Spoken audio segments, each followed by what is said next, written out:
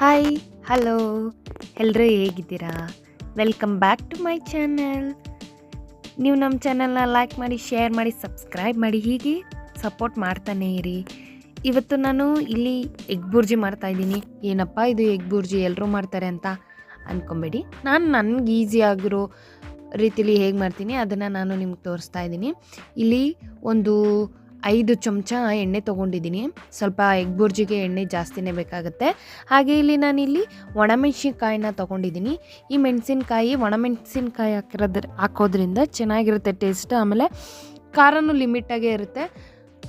ಆಮೇಲೆ ಇಲ್ಲಿ ನಾನು ಒಂದು 5 ದೊಡ್ಡ ಗಾತ್ರದ ಈರುಳ್ಳಿನ ತೊಗೊಂಡಿದ್ದೀನಿ. ಯಾಕೆಂದರೆ ನಾನಿಲ್ಲಿ ಒಂದು 6 ಮೊಟ್ಟೆ ಹಾಕ್ತಾಯಿದ್ದೀನಿ, 6-7 ಮೊಟ್ಟೆ.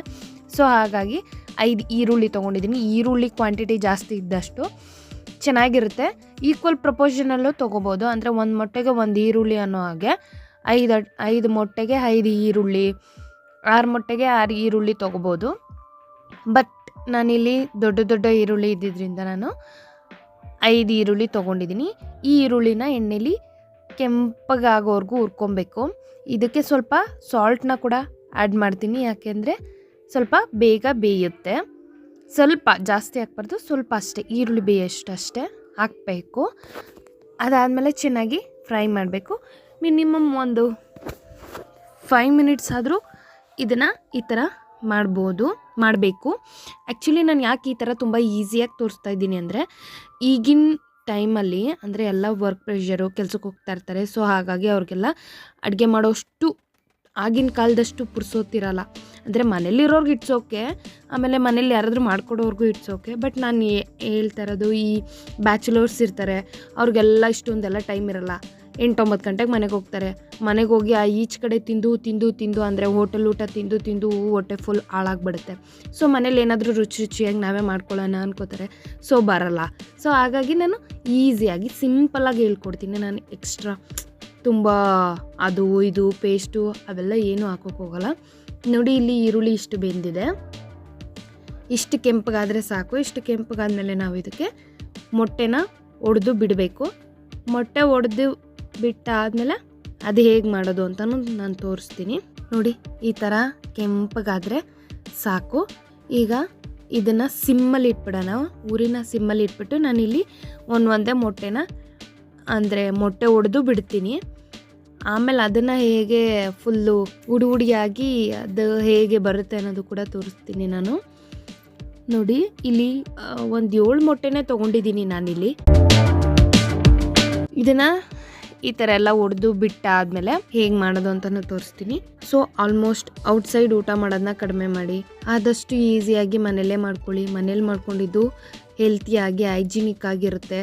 ಆಮೇಲೆ ಟೇಸ್ಟ್ ವೈಸು ಸಖತ್ತಾಗೇ ಇರುತ್ತೆ. ಸೊ ಮನೆ ಊಟನ ಆಲ್ಮೋಸ್ಟ್ ಇಷ್ಟಪಟ್ಟು ತಿನ್ನಿ, ಔಟ್ಸೈಡ್ ಅವಾಯ್ಡ್ ಮಾಡಿ.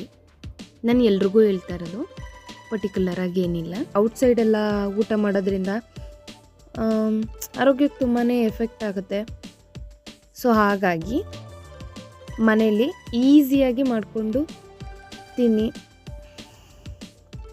ಮನೇಲಿ ಏನೇ ಮಾಡಿದ್ರೂ ಏನೂ ಆಗಲ್ಲ.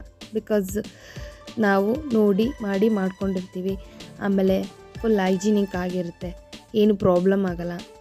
ಹೋಟೆಲ್ಲು ಅಥವಾ ಔಟ್ಸೈಡು ಹೇಗೆ ಮಾಡ್ಕೊಡ್ತಾರೋ, ಎಷ್ಟು ದಿನದ ಎಣ್ಣೆ ಬಳಸ್ತಾರೋ ಅಲ್ವಾ. ಸೊ ಹಾಗಾಗಿ ನಾನು ಮನೆಯಲ್ಲೇ ಮಾಡಿಕೊಂಡು ತಿಂದರೆ ನಮ್ಮ ಆರೋಗ್ಯಕ್ಕೂ ಒಳ್ಳೆಯದು ಅಂತ ನಾನು ಹೇಳ್ತಾ ಇದ್ದೀನಿ ಅಷ್ಟೇ. ಯಾಕೆಂದರೆ ಈಗಿನ ಸಿಚುಯೇಷನ್ ಅಂದರೆ, ಈಗಿನ ಯುಗದಲ್ಲಿ ಆರೋಗ್ಯನೇ ಒಂದು ದೊಡ್ಡ ಇಂಪಾರ್ಟೆಂಟು. ನಾವು ಎಷ್ಟೇ ದುಡಿಬೋದು ಲಕ್ಷ, ಬಟ್ ದುಡ್ದಿದ್ದೆಲ್ಲ ನಾವು ತೊಗೊಂಡೋಗಿ ಹಾಸ್ಪಿಟ್ಲಿಗೆ ಇಕ್ಕೋಕ್ಕಾಗಲ್ಲ ಅಲ್ಲ.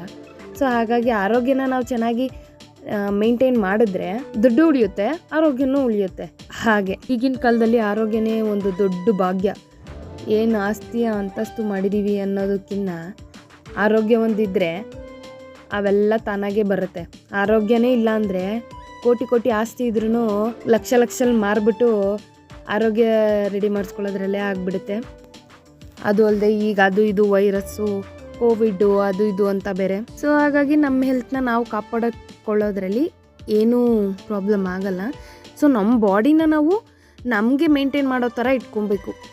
ಈಗ ನಾವು ಒಂದು ಗಿಡನ ಹೇಗೆ ಬೆಳೆಸ್ತೀವಿ, ಸೊ ಅದೇ ರೀತಿ ನಮ್ಮ ಬಾಡಿನೂ ಅಷ್ಟೇ, ನಮ್ಮ ಬಾಡಿ ಒಳಗೆ ಏನೋ ಆಗ್ತಿದೆ ಮೀನ್ಸ್ ಹೊಟ್ಟೆ ನೋಯ್ತಿದೆ ಅಂದರೆ ಅದು ನಮಗೆ ಅರ್ಥ ಆಗೋ ಥರ, ಅಂದರೆ ಅದನ್ನು ನಾವು ಏನು ಮಾಡಿದ್ರೆ ಸರಿ ಹೋಗುತ್ತೆ ಅಂತ ನೋಡ್ಕೊಬೇಕು. ಆ್ಯಕ್ಚುಲಿ ನಾನು ಯಾವಾಗ್ಲೂ ಈ ಥರ ಏನಾದರೂ ಜ್ವರ ಗಿರ ಬಂದರೆ ಟ್ಯಾಬ್ಲೆಟ್ ತೊಗೊಳ್ಳೋದು, ಹಾಸ್ಪಿಟ್ಲಿಗೆ ಹೋಗೋದು ಅವೆಲ್ಲ ಮಾಡಲ್ಲ. ನಾನ್ ವೆಜ್ ಬಿರಿಯಾನಿನೋ ಏನಾದರೂ ಮಾಡಿಬಿಟ್ರೆ ಸ್ಮೆಲ್ಲು ಮೂಗುಗೆ ಹೋಗ್ತಾ ಇದ್ದಂಗೆ ಅರ್ಧ ಹೋಗ್ಬಿಟ್ಟಿರುತ್ತೆ ಜ್ವರ. ಇನ್ನು ನೆಕ್ಸ್ಟು ಬಿರಿಯಾನಿ ತಿಂದಿದ ತಕ್ಷಣ ಫುಲ್ ಜ್ವರ ಹೋಗ್ಬಿಡುತ್ತೆ. ಹೀಗೆ ಬಾಡಿನ ನಮ್ಮ ಕಂಟ್ರೋಲಲ್ಲಿ ಇಟ್ಕೊಬೇಕು ಯಾವಾಗಲೂ, ಆವಾಗ ಯಾವುದೇ ರೀತಿ ಪ್ರಾಬ್ಲಮ್ ಬರಲ್ಲ. ನೋಡಿ ಇಲ್ಲಿ ಈಗ ರುಚಿಗೆ ತಕ್ಕಷ್ಟು ಉಪ್ಪು ಹಾಕ್ತಾ ಇದ್ದೀನಿ. ನೋಡಿ ಇದನ್ನ ಈ ಥರ ಪಾಯಸದ ಟೈಪ್ ಆಗಿಬಿಡುತ್ತೆ. ಸೊ ಈ ಥರ ಕ್ಲೀನಾಗಿ ಅದು ಸಿಮ್ಮಲ್ಲಿ ಇಟ್ಕೊಂಡೇ ಮಾಡ್ಬೇಕು. ಇದನ್ನು ಉರಿ ಜಾಸ್ತಿ ಅಂದರೆ ಗ್ಯಾಸ್ದು ಉರಿ ಜಾಸ್ತಿ ಕೊಟ್ಬಿಟ್ರೆ ಅವಾಗ ಕೆಳಗಡೆ ಎಲ್ಲ ಫುಲ್ ಸೀದೋಗ್ಬಿಡುತ್ತೆ. ಸೊ ಕ್ಲೀನಾಗಿ ಸ್ವಲ್ಪ ಪೇಷನ್ಸ್ ಇರಬೇಕಷ್ಟೆ. ಮಿನಿಮಮ್ ಒಂದು 15 ನಿಮಿಷದಲ್ಲಿ ಈ ಒಂದು ಎಗ್ ಬುರ್ಜಿ ರೆಡಿ ಆಗುತ್ತೆ. ಈ ಎಗ್ ಬುರ್ಜಿನ ಚಪಾತಿ ಜೊತೆ, ಅನ್ನದ ಜೊತೆ, ಅನ್ನ ರಸಮ್ ಜೊತೆ ಚೆನ್ನಾಗಿರುತ್ತೆ ತಿನ್ನೋಕ್ಕೆ. ಮೊಸಪ್ ಸಾರಿಗಂತೂ ಸಖತ್ತಾಗಿರುತ್ತೆ ಇದು. ಅಂದರೆ ಎಗ್ ಬುರ್ಜಿ, ಕಬಾಬು ಎಲ್ಲ ಚೆನ್ನಾಗಿರುತ್ತೆ. ಸೊ ಹಾಗೆ ನೀವು ಈ ಥರ ಎಲ್ಲ ಅಡುಗೆನ ನೀವೇ ಮನೇಲಿ ಮಾಡಿಕೊಂಡು ತಿನ್ನೋದ್ರಿಂದ ಒಳ್ಳೆ ರುಚಿಯಾಗೂ ಇರುತ್ತೆ, ಆವಾಗ ಹೆಲ್ತಿಯಾಗೂ ಕೂಡ ಇರುತ್ತೆ. ನೋಡಿ ಈಗ ಒಂದು ಹಲ್ವಾ ಟೈಪಿಗೆ ಬಂದಿದೆ. ಈಗ ಇದು ಇನ್ನೂ ಗಟ್ಟಿಯಾಗುತ್ತೆ. ಗಟ್ಟಿಯಾಗಿ ಅದು ಸ್ವಲ್ಪ ಹುಡಿಯಾಗಿ ಬರುತ್ತೆ, ಒಳ್ಳೆ ಹೂವು ಥರ.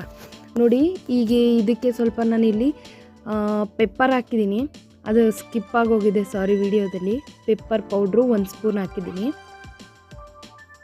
ಅದು ಸ್ವಲ್ಪ ಖಾರಕ್ಕೆ. ಇಲ್ಲ ಆಲ್ರೆಡಿ ಒಣಮೆಣ್ಸಿನ್ಕಾಯಿ ಹಾಕಿರೋದ್ರಿಂದ ಖಾರ ಮೀಡಿಯಮ್ ಆಗಿರುತ್ತೆ. ನಿಮಗೆ ಇನ್ನೂ ಎಕ್ಸ್ಟ್ರಾ ಖಾರ ಬೇಕು ಅಂದರೆ ಪೆಪ್ಪರ್ ಪೌಡ್ರನ್ನ ಇನ್ನೂ 1-2 ಸ್ಪೂನ್ ಹಾಕೋಬೋದು. ನಾನು ಇಲ್ಲಿ 1 ಸ್ಪೂನ್ ಹಾಕಿದ್ದೀನಿ. ನೋಡಿ ಇಷ್ಟು ಹುಡಿಯಾಗಿ ಆಗಿದೆ.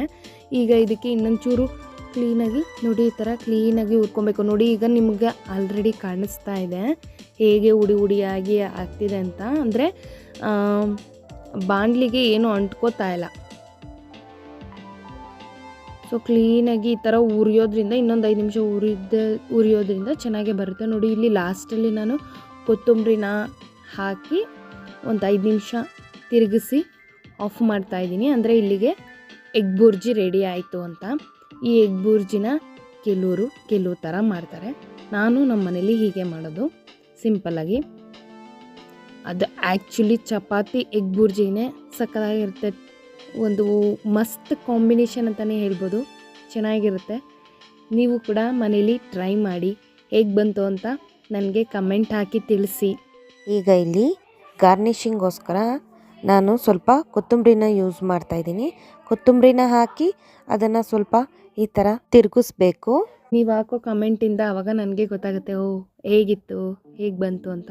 ನೋಡಿ ಈ ಥರ ದಪ್ಪ ಇರೋ ಉಂಡೆಗಳನ್ನ, ಎಗ್ ಬುರ್ಜಿ ಉಂಡೆಗಳನ್ನ ಈ ಥರ ಚಿಕ್ಕದಾಗಿ ಹಾಗೆ ಬಾಣಲಿಲಿ ಕಟ್ ಮಾಡಬೇಕು. ಆವಾಗ ಇನ್ನೂ ಕ್ಲೀನಾಗಿ ಒದಗುತ್ತೆ. ಇಲ್ಲ ಬೇಡ ಆದರೆ ಅದೇನಿದೆ ಅದೇ ಥರನೇ ಸರ್ವ್ ಮಾಡ್ಬೋದು. ಈ ವಿಡಿಯೋ ನಿಮಗೆ ಇಷ್ಟ ಆಗಿದ್ದಲ್ಲಿ ಲೈಕ್ ಮಾಡಿ, ಶೇರ್ ಮಾಡಿ, ಸಬ್ಸ್ಕ್ರೈಬ್ ಮಾಡಿ.